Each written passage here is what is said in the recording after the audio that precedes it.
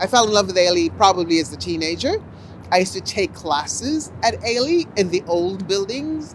My daughter is a dancer, and she's an Ailey baby, so I'm literally an Ailey mama.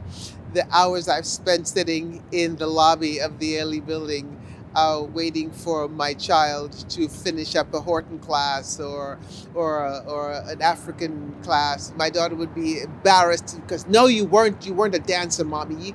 You weren't always an actress. But I did. I took classes at Ailey in the 70s and the 80s. And I remember seeing Ailey maybe in the 80s because I actually saw Judith dance Revelations. And that is an image that is imprinted in my brain, I think probably forever, because no one was as tall as she was, and no one's legs reached as far as hers did, and her arms with that umbrella.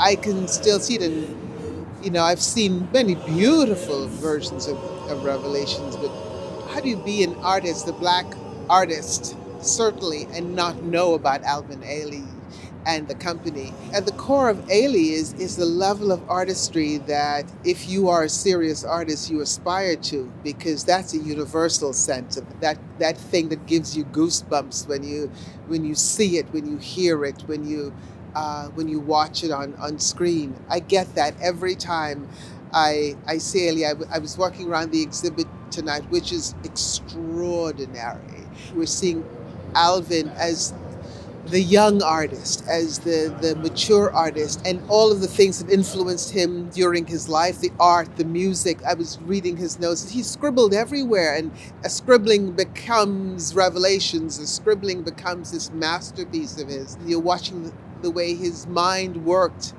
as an artist. I was walking around thinking, this never gets old. The screens around the exhibit are showing all of these iconic dances, the iconic choreography that has become synonymous with Ailey, and some of the early photos of Alvin. You see the soul of a tortured artist in there also. I don't think it was all smooth sailing with him, as it never is for artists. We just turn the adversities of life into something beautiful and something transcendent. And I would just say to Alvin, for whatever you've suffered, however many ways that you have suffered, your suffering has not been in vain. Your struggles have not been in vain. Your artistry has transcended time.